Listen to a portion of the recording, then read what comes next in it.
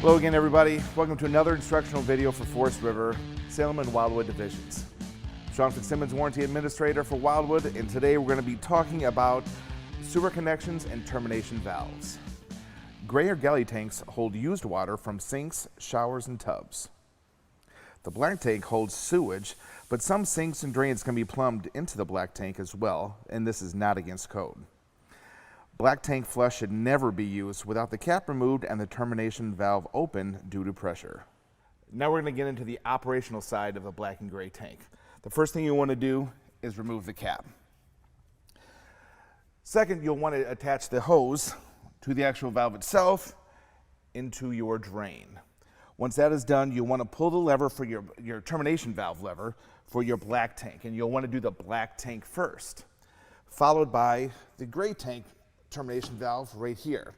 What that does is having the secondary gray tank go, it's going to clear out any remnants from the black tank that was left over when draining. Once completed, push both termination valves in, remove the hose from the drain, and reinsert your cap for a seamless transition.